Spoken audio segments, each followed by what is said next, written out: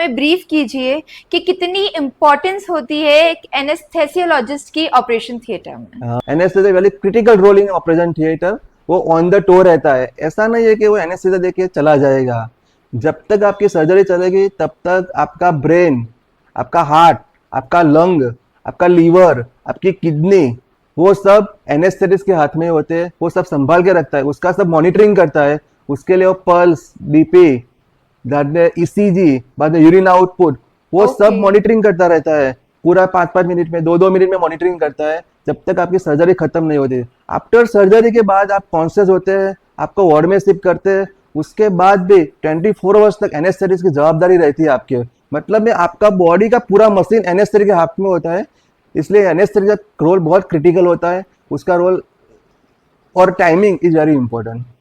Before surgery, during surgery and after surgery patient के ऐसे कौन कौन से पैरामीटर्स हैं जिन्हें आपको चेक करना होता है? 100%। जब पेशेंट की सर्जरी होती है तो हम बोलते हैं कि मैं डॉक्टर के पास सर्जरी करा रहा हूँ, लेकिन पेशेंट को ये मालूम नहीं होता, इस पेशेंट के रिलेटिव को मालूम नहीं होता कि एनेस्थेटिस्ट कौन है। वो मालूम होना चाहिए, आपको पूछना चाहिए, आपके सर्जन को भी पूछना चाहिए कि एनेस्थेटिस्ट कौन आने वाला है, कितने साल का एक्सपीरियंस है उसका, आपके पास सब मॉनिटरिंग है कि नहीं है ओटी के अंदर, कि मीन्स एनेस्थेसिया वर्क स्टेशन है आपके पास, मल्टीपैरा मॉनिटर है, डिफिब्रिलेटर है, वो सब मॉनिटर होना चाहिए ओटी में, तभी एडिक्वेट ऑक्सीजन सप्लाई है आपके पास। ये सब ध्यान पेशेंट को ध्यान रखना पड़ता है। हम जानते हैं कि सर्जन के पास तो सब कुछ है तो सब कुछ आ गया, ऐसा नहीं होता है।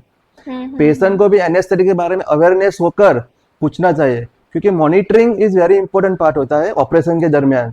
तो pulse, blood pressure, oxygen saturation, continuous ECG monitoring, अभी नया ब्रेन मॉनिटरिंग भी होता है, उसको ईजी मॉनिटरिंग भी बोलते हैं, और नया आया ईटीसीओ मॉनिटरिंग में पेशेंट श्वास ले रहा है तो कितना उसका गैस एक्सचेंज हो रहा है वो भी जानना होता है। तो मॉनिटरिंग इज वेरी इंपॉर्टेंट। मतलब में ब्रेन, हार्ट, लंग, किडनी, वो सब मॉनिटरिंग एनेस्थेटिस्ट करता है, और पेशेंट को ऑपरेशन के बाद उनके फिजियोलॉजिकल कंडीशन में लाने का काम भी एनेस्थेटिस्ट करता है। और ऑपरेशन के बाद भी पेशेंट को वॉमिटिंग नहीं हो, पेन नहीं हो, वेरी इंपॉर्टेंट होता है। ऑपरेशन के बाद पेशेंट को पेन नहीं होना, जवाबदारी एनेस्थेटिस्ट की होती है। सर ने एक बहुत ही अच्छा मैसेज और अवेयरनेस हमें दी है कि किसी भी सर्जरी के वक्त सिर्फ सर्जन के अलावा ये जानना भी बेहद जरूरी है कि आपको एनेस्थेसिया कौन सा एनेस्थेसियोलॉजिस्ट दे रहा है और उनका क्या एक्सपीरियंस है। मैं उम्मीद करती हूँ कि व्यूअर्स ये चीज देखेंगे और एक अवेयरनेस उनमें आएगी। हेयर ट्रांसप्लांट सर्जरी के वक्त भी एक एनेस्थेसियोलॉजिस्ट का होना वहाँ पे बहुत जरूरी है। 100%। क्या होता है कि जो एनेस्थेटिक का काम होता है ना, it's a very important critical role होता है इन रिसक्सिटेशंस। जो भी हेयर ट्रांसप्लांट सर्जन होते हैं या जो भी हेयर ट्रांसप्लांट फिजिशियन होते हैं, उनका रिसक्सिटेशन का एक्सपीरियंस थोड़ा कम होता है। तो रिसक्सिटेशन मतलब में क्या होता है कि वो लोग हेयर रिमूव करते हैं पहले इट्स डोनर साइड से और रेसिपिएंट साइड पे लगाते हैं। तो डोनर साइड पे हेयर रिमूव करने के लिए लोकल एनेस्थेसिया देना पड़ता है।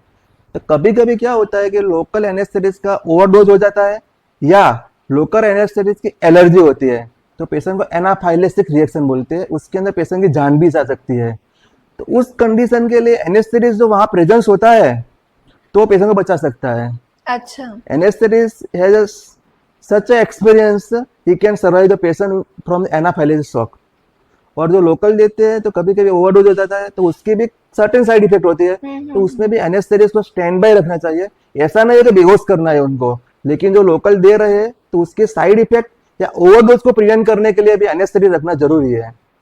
कोई भी सर्जरी हो जिसमें लोकल एनेस्थेसिया देते हैं तो वहाँ पे एनेस्थेटिस्ट को स्टैंड बाय रखना बहुत इंपॉर्टेंट है, क्योंकि लोकल देते समय भी पेशेंट को मॉनिटरिंग करना पड़ता है। उसको मॉनिटर एनेस्थेसिया केयर बोलते हैं।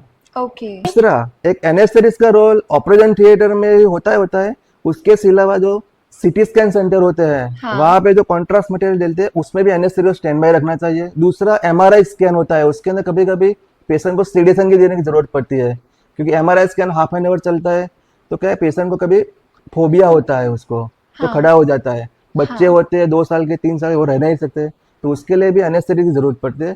मतलब anaesthetic is only not present in operation theatre, the vast field in operation theatre. MRI scan, CT scan, ECT मतलब में वो जो करंट देते हैं ना उसके अंदर भी। और दूसरा होता है वो मतलब हेयर ट्रांसप्लांट है आपका, मतलब आउटडोर जो भी प्रोसीजर में लोकल एनेस्थेसिया देना पड़ता है ना, उसके अंदर एनेस्थेटिस्ट स्टैंड बाय रखना ही चाहिए।